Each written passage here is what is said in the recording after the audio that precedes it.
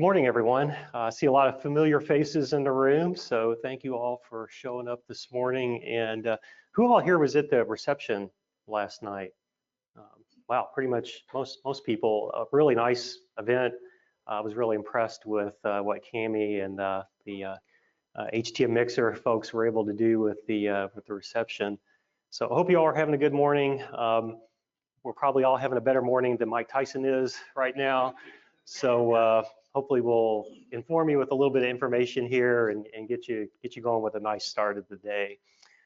You did have a choice of which session to go to, so I always like to thank people for coming to this one, because we do think we're going to be talking about some important information here that's going to ultimately play through to safety and effectiveness of technology for our patients, and that's really what it's all about. So we have a little surprise at the end. We have a surprise special guest who's going to talk a little bit about the end of the capital disposition cycle and share some exciting stories about how some of the retired technology is leaving the U.S. and going to help some other areas. So stay tuned for that at the end. It won't be just me talking. So real quick, here's our objectives this morning. It's pretty basic. We're going to approach things in two parts. We're going to talk about some pretty basic stuff with capital, what capital is, how it works, how the capital process works. And then in part two, we're going to talk about some new research to inform us about how do we get more involved and engaged in the capital process. And, some new research that just came out last year. And this is the abstract from the session. It's the same one that's online, but these are the aspirations of our session here this morning and what I basically just described. I always have to put in a little disclaimer. I'm not an accountant, so this is not accounting advice that you should go back and talk to your CFO about. But that being said, I have been in the industry for more than 25 years. I've got some education in healthcare administration. I've got some certifications, and I've worked in healthcare. Most recently, I was with a healthcare delivery organization in Louisville, a 5-hospital system, for 16 years.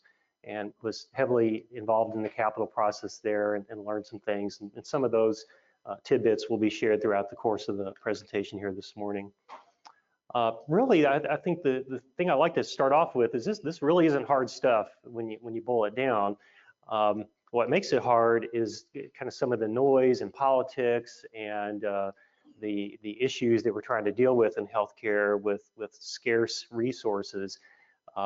Pretty much every hospital I talk to, there's a scarcity of resources. Hospitals operate on a very thin margin, and we never have enough money that we want to invest in our capital. But we'll talk about that. There are some approaches that we can take in light of that. So, okay, we're going to start off here with, like I said, the capital basics in part one, and then in part two, we're going to take the training wheels off, and we'll get a little bit more into some fancy stuff. So first thing we're going to talk about is what really is the difference between capital and operating.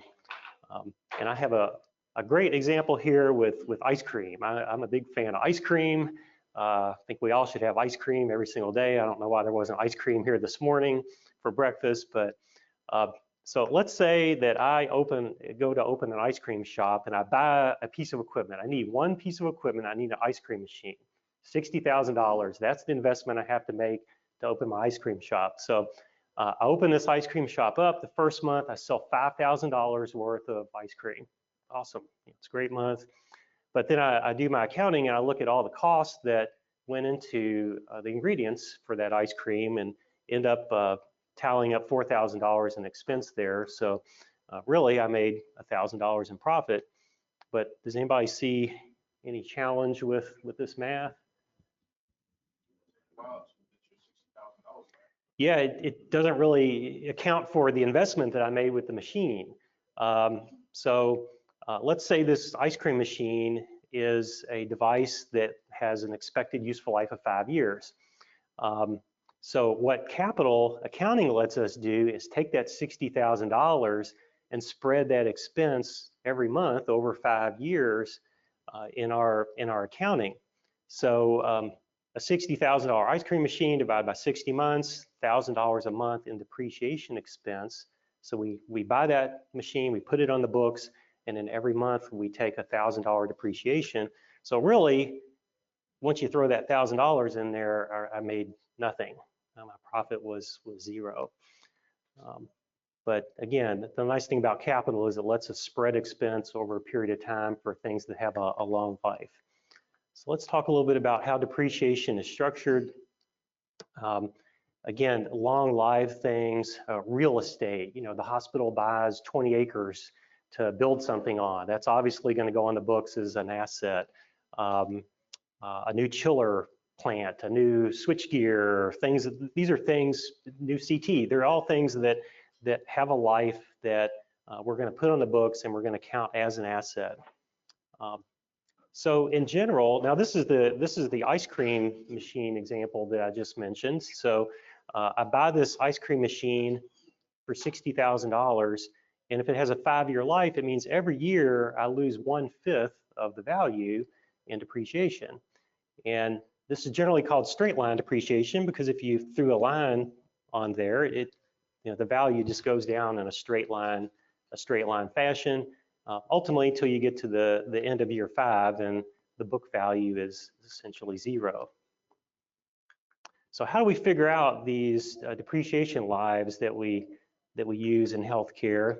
And so we got this book. The AHA comes out with this book. The most recent edition is 2023.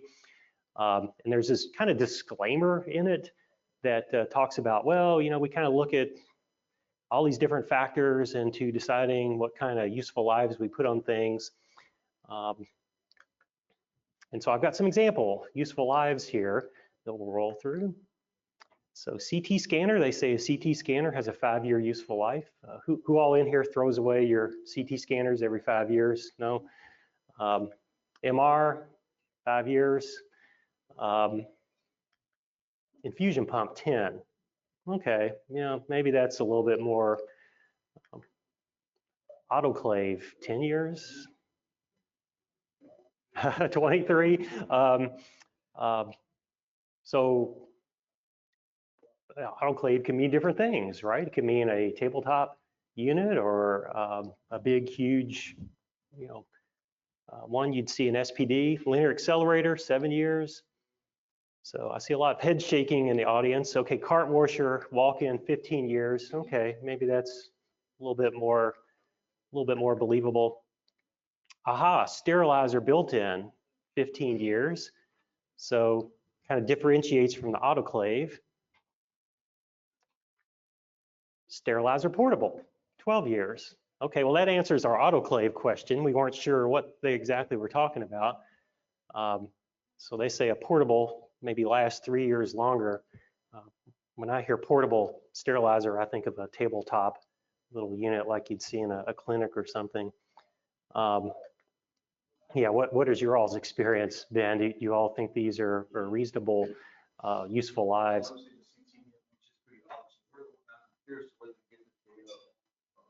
Yeah, that's a good question. We don't know. So yeah, who comes up with this, right? If you're kind of shaking your head, who's we don't mean to hate on the AHA guide here. I mean, they come out with this, and they've come out with these books periodically. But if you get this book and you look up the consultants that are listed in the front, I've never seen anybody in there that looks like an HTM person. It's generally architect and facilities type people. There's a pretty small HTM world, and we know a lot of names. And I get this book every 4 or 5 years when it comes out. I open it up and look at the consultants that they checked with, and you just don't see HTM people in there. So why do we use this thing even, right? Why is this, if all these numbers are sort of not really realistic? Well, actually, CMS mandates the most hospitals use the lives in this book, and it's because they basically want to put everybody on a level playing field. If there wasn't something that standardized how we did useful lives, it would be helter-skelter. Everybody would be depreciating over different lives, and it would really sort of play with the whole cost structure of healthcare. I mean, you could put a useful life of 50 on everything and spread that depreciation out over a very long time. It's going to kind of artificially inflate what your appearance of profitability. So there's a disconnect here between the book and real life, but I think we just sort of acknowledge that and move on. This is the accounting. It's what's used for accounting purposes. And we'll talk here in a minute how this actually feeds through to real life. So speaking of that, who all is in here has ever heard the thing that when you buy a car and you drive it off the lot, it immediately loses 10% of its value? Yeah, we've all heard that pretty much. So in real life, this is generally what depreciation looks like as far as fair market value. What you could sell something for on the street at any given time has nothing to do with book value. Book value is just that straight line depreciation. So in this example, yeah, like you see here, like you drive the car off the lot, it immediately loses a lot of value.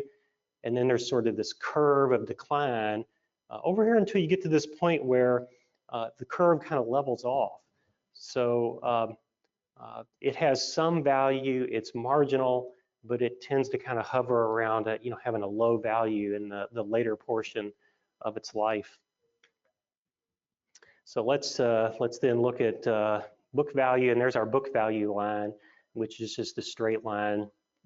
And again, you can see the two don't really agree, and it's okay. I think we just have to acknowledge that as part of how things work. Then we'll talk through some examples here. So what happens when we dispose of something?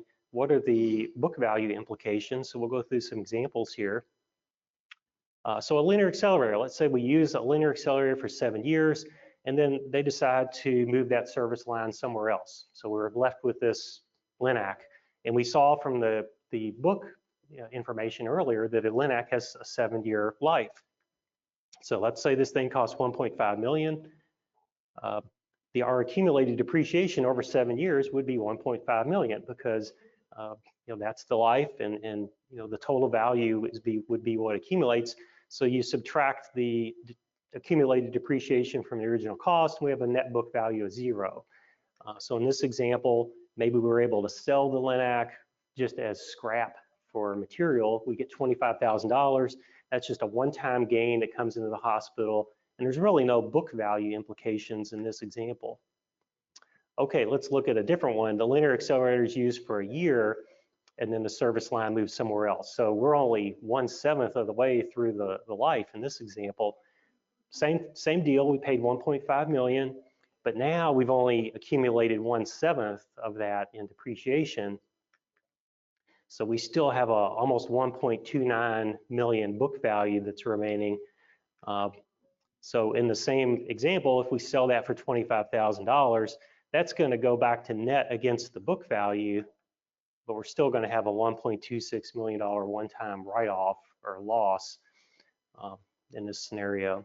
Okay, another scenario, IMRI used for 2 years, and then the surgeon is recruited somewhere else. Have you all had situations like this? You buy somebody a toy, and then they up and get pilfered by another organization, or go back to where they came from, or whatever.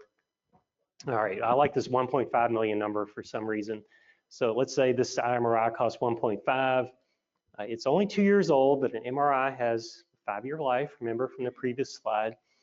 So we've got $600,000 in depreciation. It's still got $900,000 on the books. Let's say we sell that to the competitor. The doctor wants to take that device with them. So in this example, that's money that's proceeds that goes against the book value. So 900 less 500 is 400,000. So we still take a loss, but the loss has been partially offset by the amount that we raised from selling it. Okay, here's my favorite example. So we use this anesthesia machine for 10 years, and then we donate it to a hospital in a developing country. So an anesthesia machine has a 10-year life. So it originally cost $75,000, and we've accumulated that amount in depreciation because it has a 10-year life. So our book value is 0. Okay, now what's the value of the donation? Has no book value. We talked about how the fair market value may be something, but it's kind of conjecture here. I hear a lot people like, oh, well, we can donate this and we get a tax write-off. Well, most hospitals don't pay taxes. They're nonprofit organizations, and there's really nothing there as far as tax relief. I think it's really more about what is the value of this to a developing country or to the recipient that might be able to have some life-changing benefit on their end. And certainly some hospitals track community benefit that this might qualify for, or other goodwill. But we've got some examples here in a minute from our special guest speaker who will talk about some examples there. Okay, let's go back to our vehicle example. So remember, there's our real life fair market value slope. And here's our net book value, which is that straight line depreciation. So there's a period of time where the thing is still in the books for more than what it's actually worth on the street. So if we get rid of this thing during this point, we're going to incur a loss. There's a point in time where the two lines perfectly intersect. The street value or fair market value is exactly the same as what it's on the books for. So those, in that scenario, those two numbers, it's a wash, right? And then generally there's this period we talked about, this tail here where things still have a little bit of value on the street, but we depreciated them a long time ago, so we actually get to realize a gain in that scenario. Okay, we don't really raise capital much in HTM. We don't think about how we're going to go maybe get some loans or do some fundraising, but I want to talk about this briefly.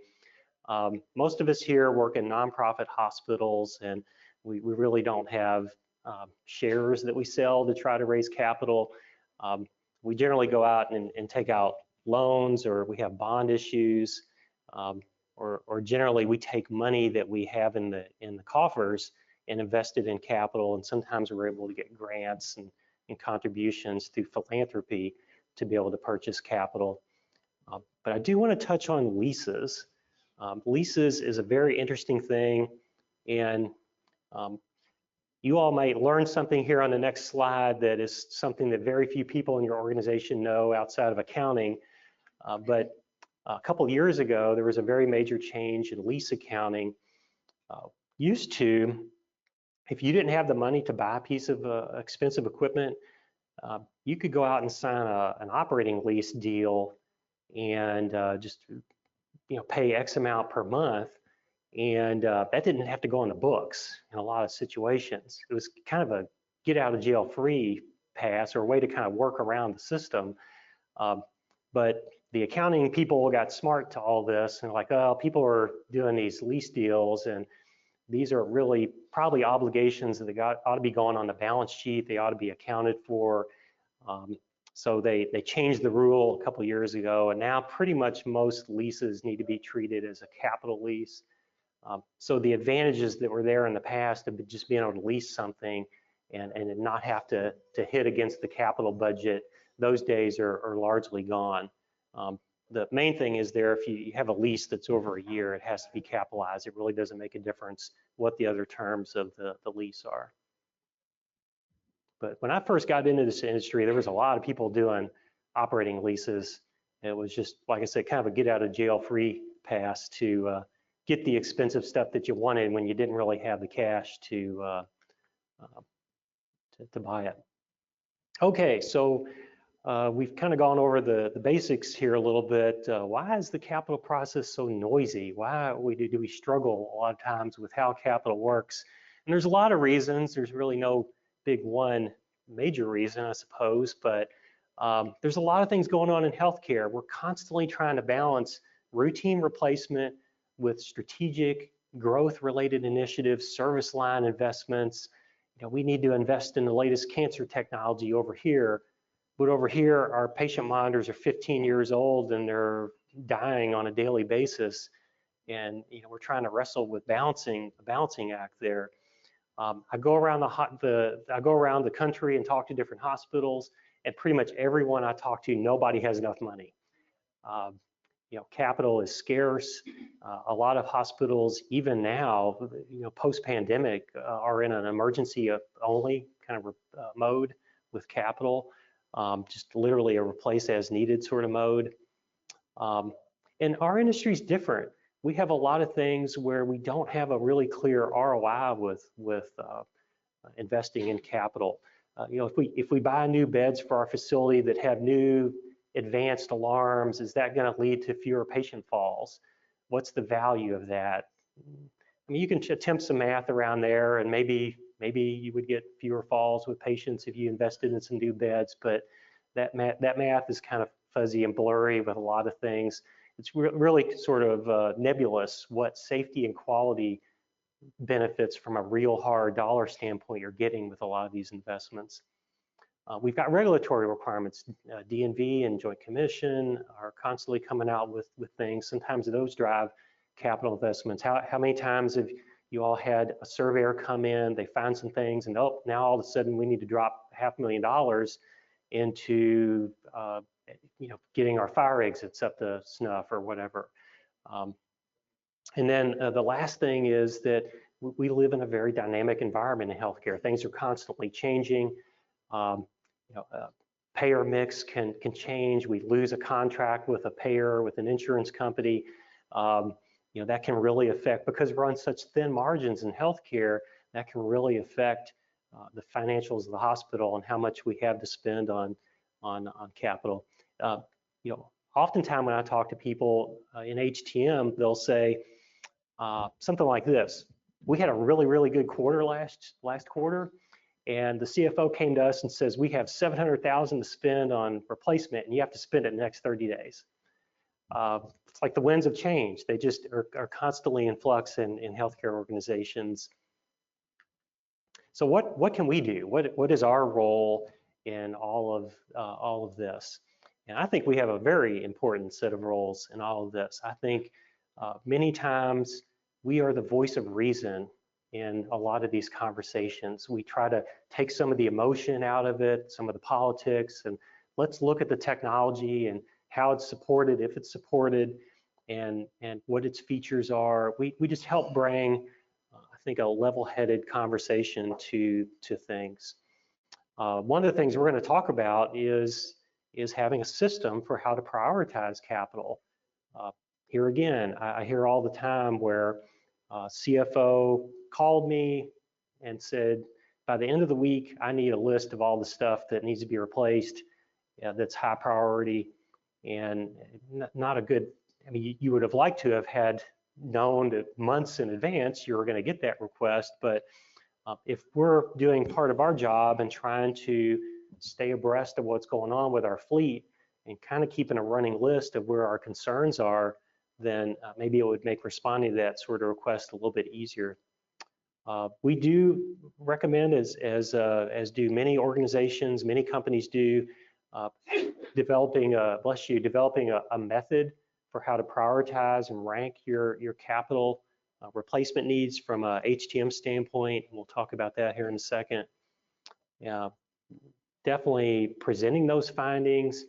When you go meet with a COO or CFO or CEO, they don't want to hear the nuts and bolts and all the minutia, right? They just want, like, tell me how bad it is and what it's going to cost. I mean, they just want the quick and dirty.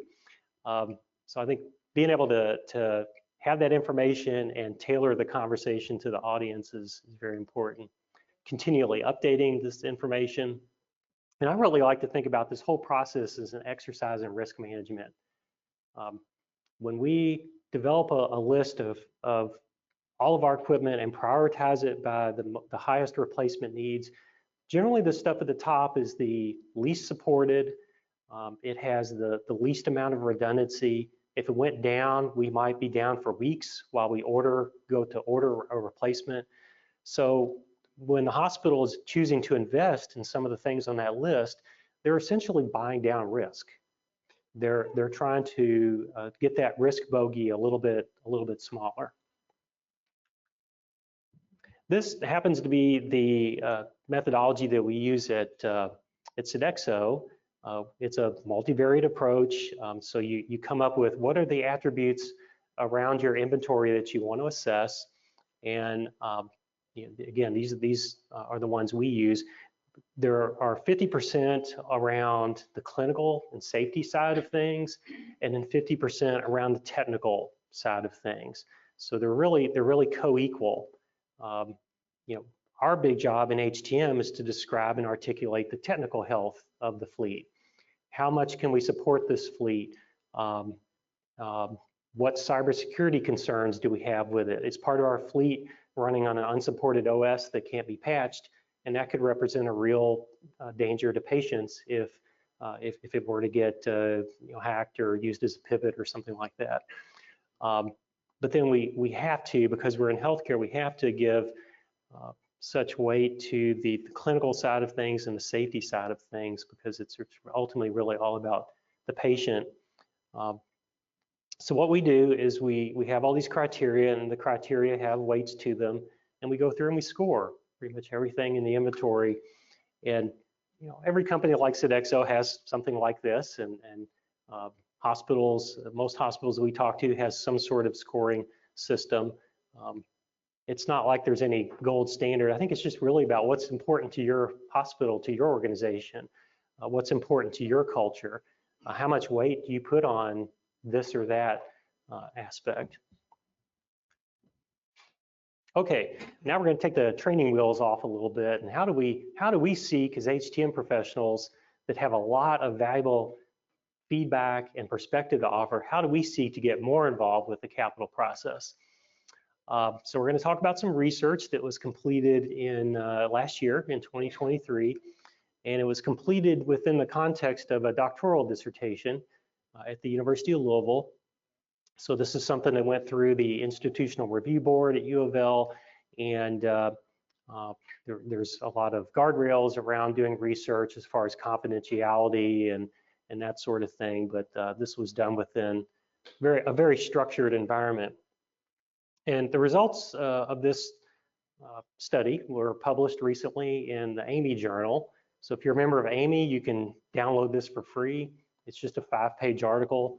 The full dissertation is available online as a PDF for free.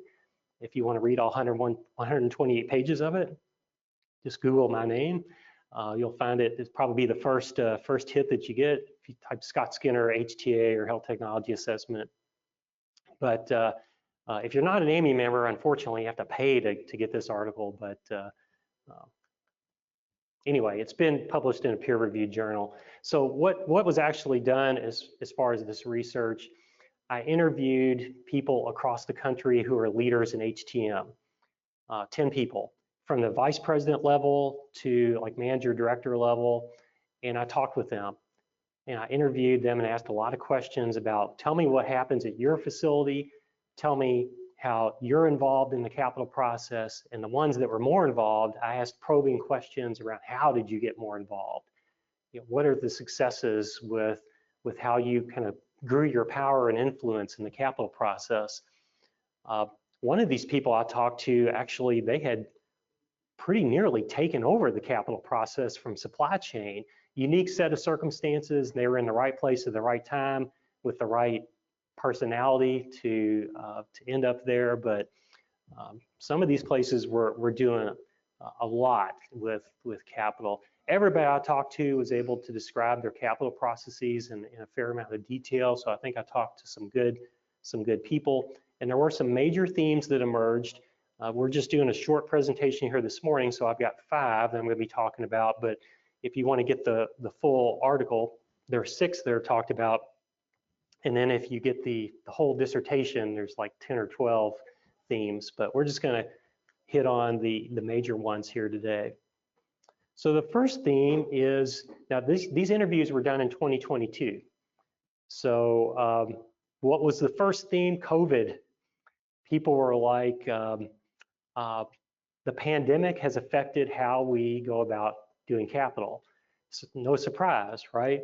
Then they talked about how they were buying more equipment than they would have in the past because they were trying to build additional capacity in for surges in the future or the next pandemic.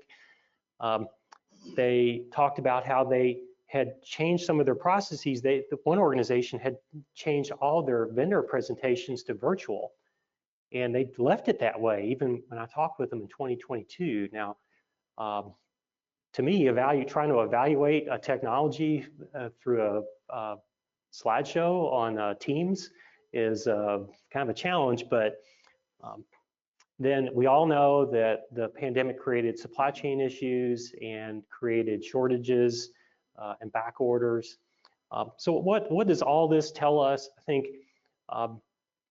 certainly with a pandemic that happens from time to time, your processes need to be able to evolve to the external environment, right? And I think if you boil this down to a little bit more esoteric level, our processes in healthcare need to be dynamic.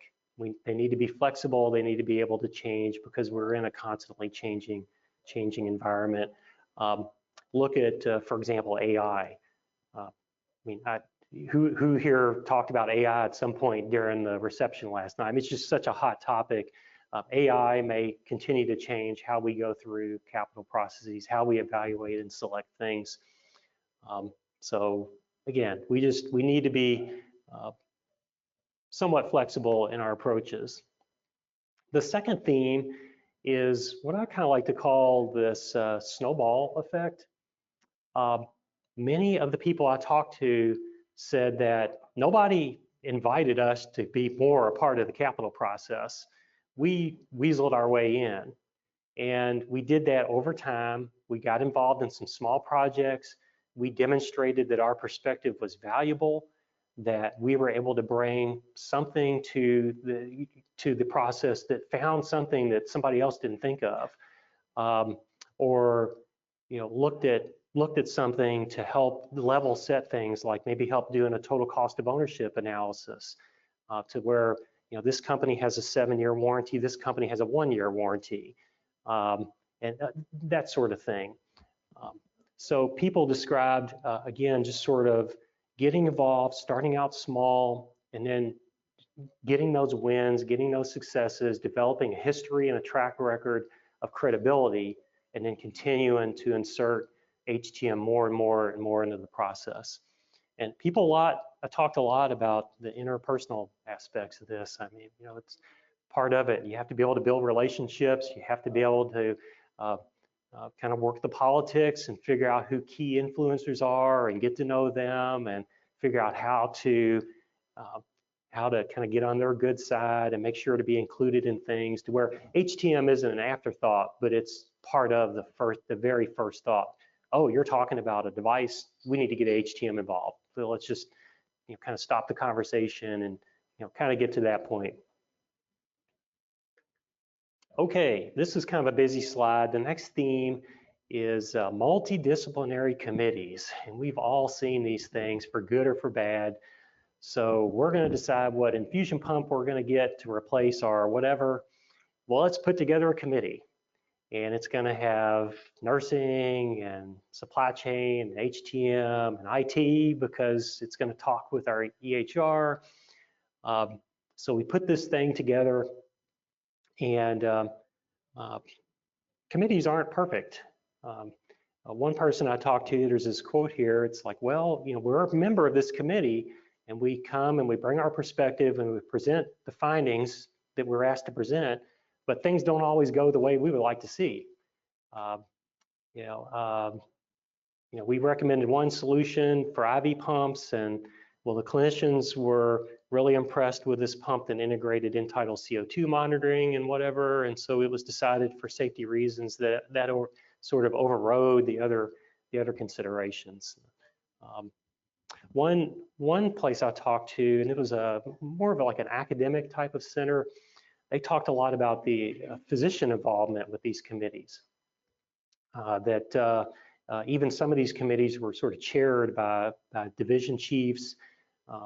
So most of the places I talked to were not heavily academic, but that definitely is a consideration depending on how much power and authority senior leadership has decided to give physicians in different organizations. When I started in the field, physicians were mostly independent contractors. Now we've moved to a model where they're mostly employed, except for certain specialties. So our influence over time, I think, has generally grown, and now they're maybe a little bit more aligned with kind of the goals of the bigger organization, and not so micro focused on their practice, because it's the way they're incentivized as part of their employment. Yeah.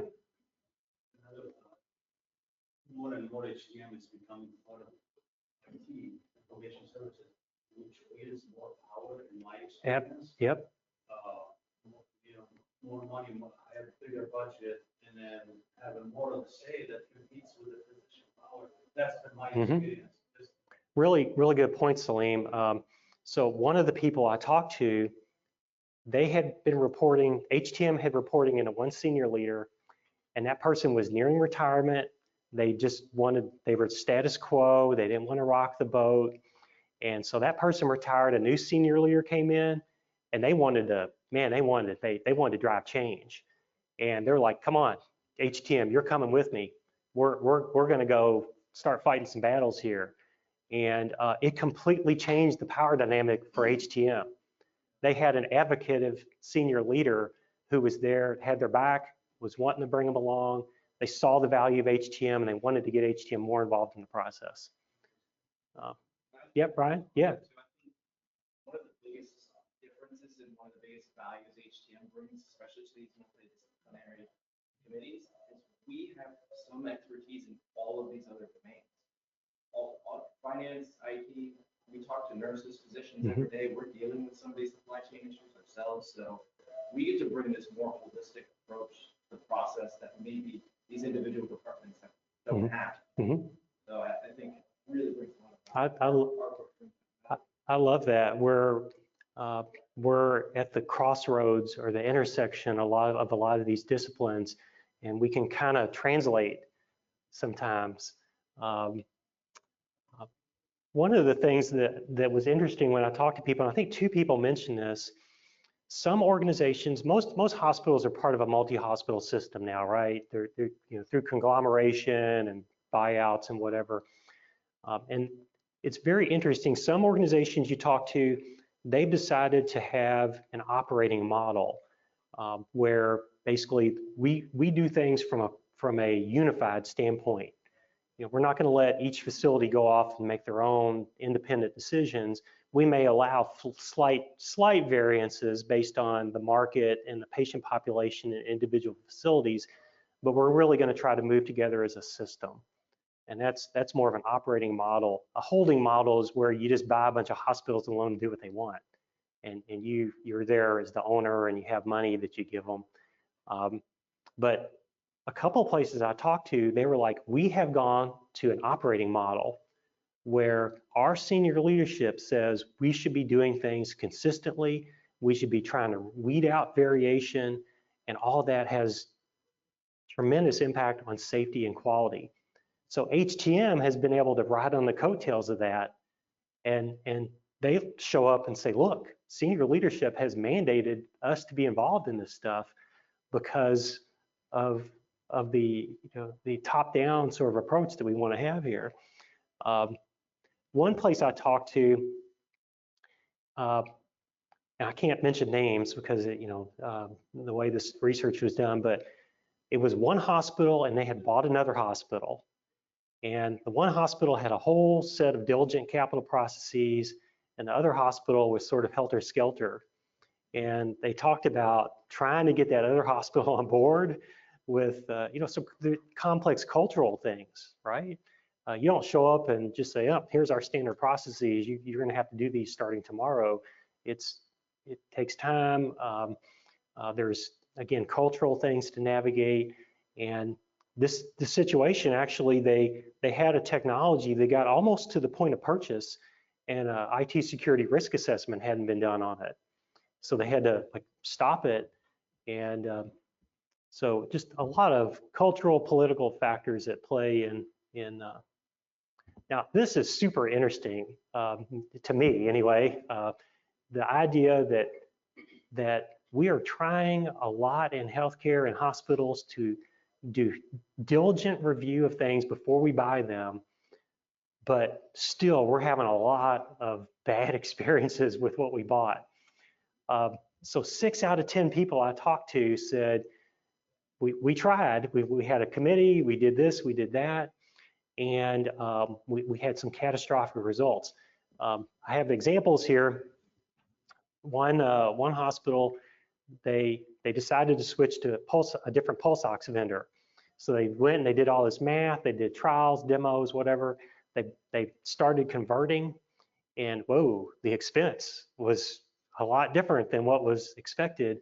They ended up stopping the conversion and converting back to the other company.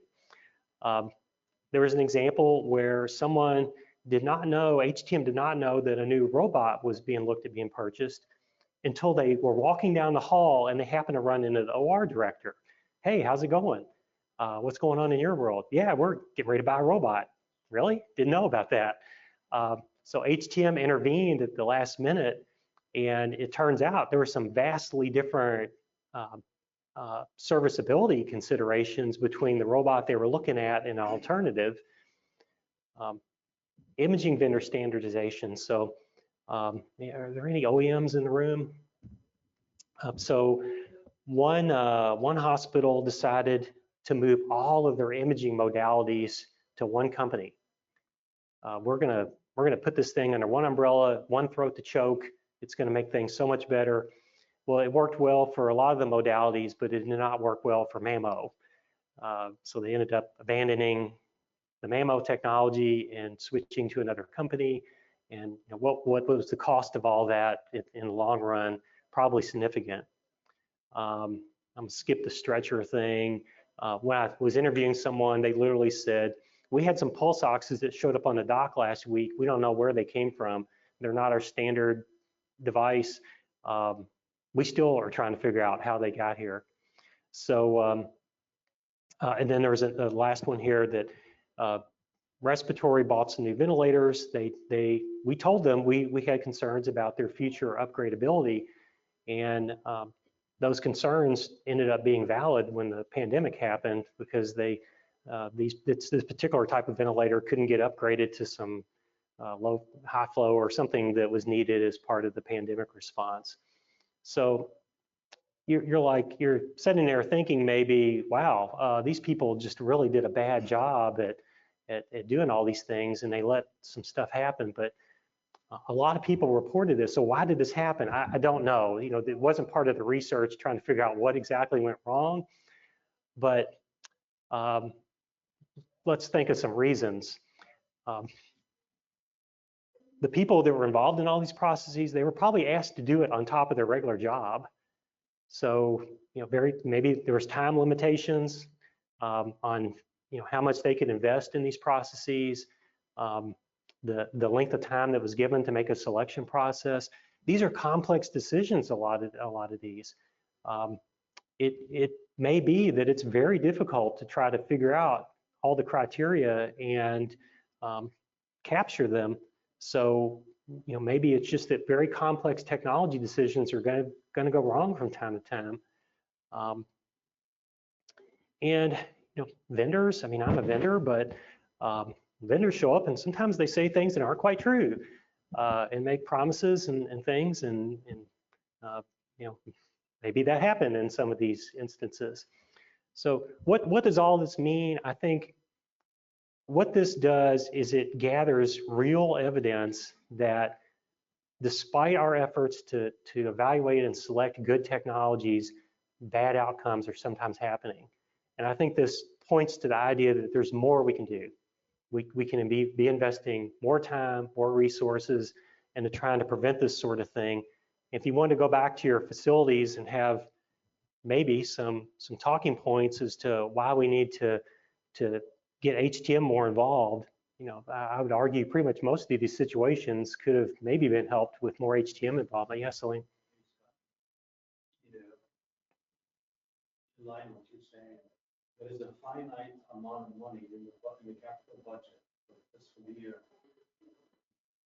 And it's often not clear how to prioritize what to replace. And it seems the department that wields the most power or screams the loudest, for example, cardiology, will get that top pick. It's there's no clear standard approach. And I've seen that in several hospitals. So how they prioritize to spend the money is not really, there's no standard there. Mm-hmm. And I think most often hospitals struggle with that. And, it seems there's no, supply chain should be in charge, but that's not the case all the time. That's an important point. How do you prioritize spending the money for that fiscal year, which is a finite, and typically it's not enough for everything in our place. Yeah, I agree. So governance, the model for how we govern, going about, when I talk to people, pretty much most people had a capital checklist or a policy, but it was very like, well, purchasing needs to issue a PO and HTM needs to sign off, and IT needs to sign off, but it really didn't get at the broader perspective of how we make allocated decisions on where capital goes. And yeah, I see that, especially during the pandemic. So you get your capital, you're spending, you're going to replace the technology, and then something breaks down that's major, like a surgical robot, and then the hospital ends up tapping into an emergency capital fund. That shouldn't happen, but it does. It's messed up. Yeah, my dissertation goes into kind of gory detail about in other countries, how we evaluate and select technology or health technology assessment is much more rigorous. They look a lot at research. Before something is bought, like research is done and it's documented, and we have real hard data. It's not a hallway conversation. So.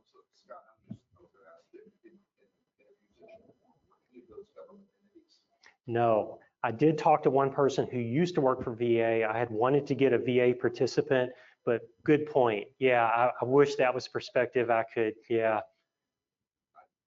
the higher level, you're going to find the same issues, but budgets are completely different. When you talk about equipment committees and things like that, we're a fly on the wall, but we do get to be present in those meetings, and I think that's where it's important, because you don't have the ability to fact check everything to say, oh, we can have that. It's right there. They're wanting that equipment. They're prioritizing it 1, 2, 3, 4, but at least kind of what's coming down the pipe, so you can prepare yourself for it, because this guy right here is going to have to deal with it. And we've had some that's taken a year and a half to actually get in place, because he worked his tail off to be able to integrate it into a system, because it was not integrated at the time. So that's you're talking about that kind of thing. And that transparency of the big picture, like risk assessments, and whether we're going to authorize certain things, communicate. Things that nobody else really pays that close attention to. They say, I just want to make it work. Yeah. And then nationally, it gets declined as no, we cannot have that. Well, that limits the functionality of it. Now they feel like there's a bag because it's empty. I will say we have a great decision-making body for capital equipment, because we have what's called a set G, which is we know what's coming on a 5-year plan for purchase, because everything's through ECRI for us. It's not on since we don't fall under CMS. We know what's coming through every 5 years. That doesn't mean that we're going to replace it on the 5-year plan, but it's there for us to see, to plan ahead. This year, our budget's changed, so good luck getting that plan to replace that equipment that's due this year. But that being said, yeah, we're in visibility is half the battle. If you could at least find out what's being looked at, because like you said, it's going to end up in your lap at some point from a serviceability standpoint and from a whatever integration standpoint, or so it's good to hear we're all basically kind of fighting this similar battles.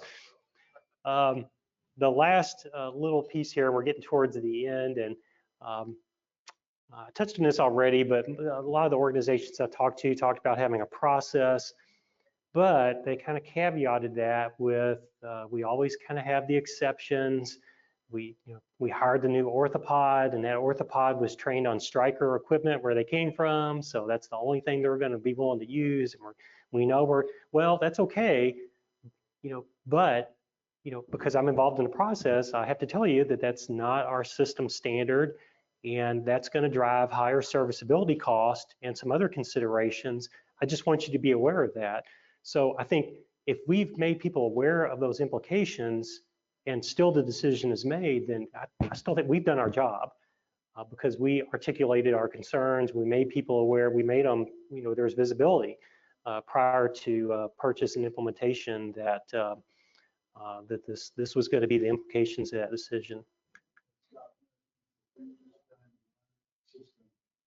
We have an asset protection committee now, which will help to facilities and supply chain, so we can put a lot of those factors in there. But we also add in the operating cost, part of the ROI. And so when they make capital purchase, we force them to put the operating cost of, and so when we had a specific one-off, we went in and said, well, you're going to have to put that on your service agreement. So that's got to be this capital. Perfect. Yeah. To be recognized. You're going to keep that for years. Here's the cost of that maintenance and the contract for years as well. Yep. Nice, great example. And I'm not surprised Baptist and Cindy and you would be there. I love this quote. It's the only thing in red in the whole presentation. But when I was talking to one of my interview folks, he said this, and if there's a hall of clinical engineering somewhere that's like made out of marble, this needs to be etched in stone on the wall somewhere. In all honesty, I think this job is completely not technical, and he's an HTM leader. He says, I mean, there's technical aspects, don't get me wrong, but to succeed at this job, I don't think you need to be technical. You need to be more politically and socially adept than anything else. So yeah, I love that. I love that quote. I mean, he summed up what a lot of us sort of know. But hopefully, as we walk through here, I've given you some ideas of ways to get a little bit more involved. Starting off small, working your way in, building influence over time, getting involved in multidisciplinary committees. And it's not just getting involved and getting a seat at the table, it's keeping a seat at the table. You have to continually demonstrate value to why you're there and why HTM must be a part of the decision-making process.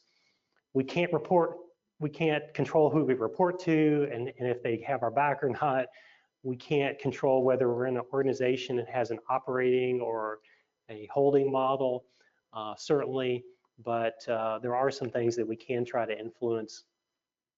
You all know that being a part of the capital process is a really, really important decision. And look at some of the negative outcomes. And I know you all have stories, I'm sure, at your hospitals. The price of not making well-informed decisions can be very high, and it can have real safety and efficacy impacts. And like Ryan was saying, I think we are in this unique position of intersectionality among the various disciplines to be able to help facilitate some of these conversations. Some of the people I talked to were very involved with these processes, and I really think they're making a difference.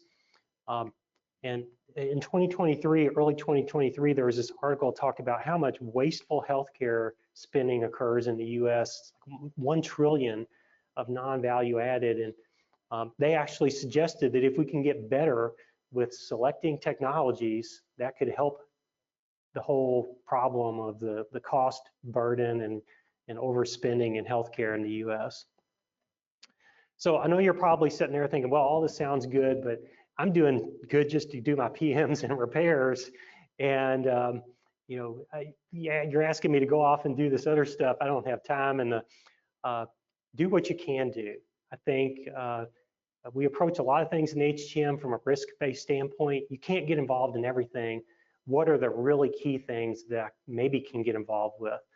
Salim mentioned cardiology. Maybe I can't fight battles with all the service lines, but maybe we've had a lot of challenges with cardiology. Maybe I need to focus there. Or maybe you look at what things have the most potential risk to patients. Again, take a risk stratified approach. You can't boil the ocean. Be strategic and pick some parts. And if nothing else, maybe try to work in your organizations to try to build out the governance model. We don't really have any structure with how we do this. It's anecdotal. We've had some negative outcomes. I don't want to throw anybody under the bus, but I'm going to kind of help remind us where we ended up with some poor results from some of these processes. Let's learn from those. Let's figure out how to do things differently. Yep. One of the things I say that works best, my involvement has been, one, don't take control, don't be the decision maker, be the information provider, be the one that works with the vendors, build comparisons and highlight differences, be that resource for the clinical leadership. Do what they don't want to do or don't have the skills I like that. to do. Like that. By doing that, work it out, Mm-hmm. and you'll get people coming to you asking for you for help. So you can do all carrot, no stick. And I see it in large health organizations where I work, where budgetary wasn't decided on until after they had HTM's priority list. My priority list wasn't the list. It was just one of the pieces of tools, but they wouldn't go into budgetary decision-making without part of this. So they gathered everybody else's information and input, physicians, and brought it together. Don't be afraid to talk to physicians. I've shared things with physicians that have said, we got to have the GE cath lab. It's all I've ever worked on, it's all I ever will. Sat down, talked to them, showed them the differences, in cost and value, and purchased the Siemens, and 2 years later, he's perfectly happy. Perfectly, yeah. But Nice. sit down and have a conversation with them. And they're real people, and they want what's best for the organization also. So it's a matter of not being the decision maker, being the medical equipment expert, gathering the information, and being that technical person will get you so far along. Yeah. They won't make decisions without you. Yeah, I really like what you described. And you're right. I mean, most physicians are rational people. They're trained in science. They're willing to listen to evidence. And they may be pretty dug in and opinionated, but they're willing to listen. And yeah, sometimes they may not be considering everything. They may have that tunnel vision. On that chart, where did you put technology obsolescence? So parts and service availability or supportability is pretty much our biggest factor that we use.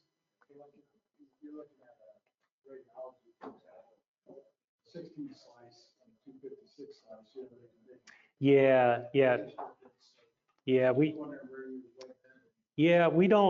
We don't attempt to characterize the technological state of something like, well, this is kind of antiquated from a care standpoint.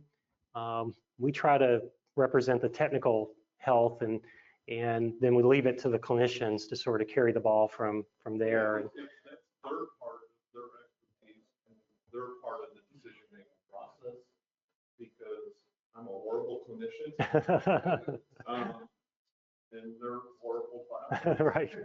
So let's work together to make sure you bring your clinical piece, and I'll bring the other piece. Yeah. Well, sometimes we can advocate for clinical departments that don't have as big of a voice. Like I've had an instance where like Endo had these scopes that they were adamant, these do not really serve our patients the way we want them to. They're all older technology, but their voice didn't get into that capital planning meeting. So I can bring that like, hey, we round and talk to them. I don't think you heard their story. Maybe you should go talk to them. Not saying that I'm going to make that decision, but at least like, since we're everywhere in all the different departments, we can raise some of that awareness where maybe we've seen things that the decision makers haven't. I love the conversation here. It's been great.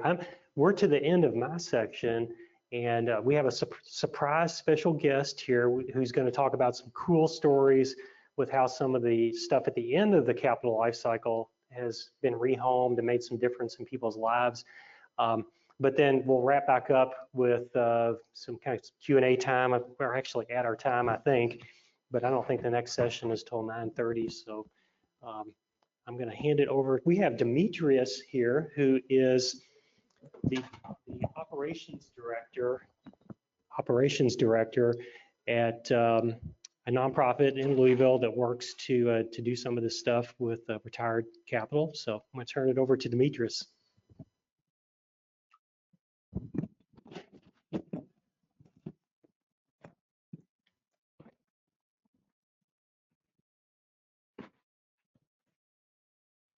All right, thanks, Scott. My name is Demetrius. I'm Director of Operations at SOS International. Let's see what we have here.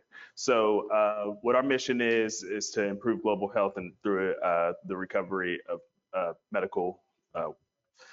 biomedical instruments and deliver a world of health and hope is our vision. We are nationally accredited. We are one of 7 MSROs, which is medical surplus recovery organizations, and we are accredited by the Medical Surplus Alliance, and we also follow the guidelines of the World Health Organization. So a lot of these donations that we get, we will come and pick up. We sort supplies. We get a bunch of medical supplies as well. We work with over 100 hospital partners.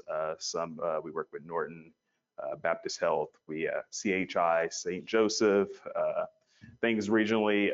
We go as far up as Cincinnati, so we work with Mercy Hospital. We go as far as down as Florida. We work with Ascension Hospital as well. And a lot of times we have biomed engineers who come in and help us look at some of this equipment, test it out for us, make sure it's functional.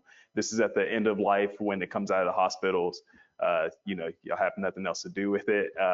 You want to part ways with it, we'll take that stuff in and get it tested out and hopefully get it to the right people. So we have an international program where we don't ship any of this equipment in the United States. We always ship it to third world countries a lot of times, developing countries that need some type of health infrastructure. So this is a picture of our president, Denise Sears. She's at the MEPE Health Center. I guess states there, new health facility that's lacking resources. So they came to us and they asked, what can we do to help? So here you have some images of some of the donations that we got from hospitals here and shipped it there. So we have some exam tables, infant warmer, suction units. The really cool thing is, these countries, they have the know about all this equipment. They just don't have the resources. So a lot of times, these nurses and doctors are trained, but they have nothing. We actually went on a trip to Ghana September last year, and we got to see firsthand how we impacted some of these small clinics. One clinic we helped change from just your regular clinic to a full-blown surgical unit. So we offered anesthesia machine, ultrasound machines, things like that. This ultrasound machine was given to the MEPE clinic, and basically there was a mother who was leaking amniotic fluid. This helped them diagnose that and get her the help that she needed right away. So there was a lot of cases like that. So one time there was I'm forgetting the name of the clinic, is in Ghana, and they didn't have an endoscopic unit. So a lot of times the patient will come in, they'll get treated or they'll get diagnosed and they couldn't get treated after. They will have to travel 3 hours to go to the nearest hospital to get that treatment. and with the help of SOS, we were able to get them a closer unit so they don't have to travel as far, and can get the resources they need. So yeah, so here we also have just more images of some of the supplies that we've donated from donors like you all. You know, we looked for biomed engineers to test a lot of this stuff and make sure it's functioning. I know a lot of you know at the end of life, you know, it really doesn't have any value to us here, but there it means everything to them. They have nothing a lot of the time. So yeah. We also have a local health program. So anything that won't go overseas, mostly supplies, will go through our local health program. They'll get those items that are short dated that we can't really ship, and we try to help the community as well. So, just more images of some of the help we've done in the community, the emergency services. We helped Eastern Kentucky during the flooding, and Franciscan Kitchen, which does some outreach in the community for people who don't have access to food and resources. Anything that we can't ship as well, we try to give to animal clinics. So yeah, a lot of supplies go to them. It's nice pictures. Okay, so also another part of this whole aspect is that when we ask for equipment, we're not asking for the glitz and glam. We don't want the equipment that you just got or anything like that. We want the equipment that you are filtering out of your hospitals. I know a lot of you all see this equipment and go, what are we going to do with this now? And there may not be much value left to it. And a lot of times vendors will say, hey, we'll give you the trade-in value. But a lot of times what they do with that equipment is scrap it. You know, we just want someone to advocate on our part that says, hey, this equipment, we can give it to this organization. They may be able to use it, it can be tested out. And yeah, so instead of giving it for the trade-in value, it'll come to us instead of being scrapped. So we're hoping that you all can help us on that. We have a booth here. I know this is really fast. We have a booth here. So if you want any more information, then please come over. Yeah, go ahead. My question to you is, so I worked overseas for years, third world country. So the equipment that's donated, how do you determine whether you can find parts? So you send it to Ghana, and then something breaks down. How do you know that this equipment, you can find parts for it to continue to use it, even though it's been close to fully depreciated? You know what I'm saying? Yeah, absolutely. So you solve that problem, because we made a decision in the past that we were not going to donate that equipment unless it's working. Yeah. For some of it doesn't even work. Yeah. So how do you manage that? I'm just curious. Yeah, so we give this equipment under the understanding that it's going to have a bunch of spare parts that goes with it. So we'll send it with the spare parts, and we also ask if there's someone there that could work on this equipment. So a lot of times we don't just give equipment to people who just say, hey, I want a piece of equipment, I don't know how to use it, whatever.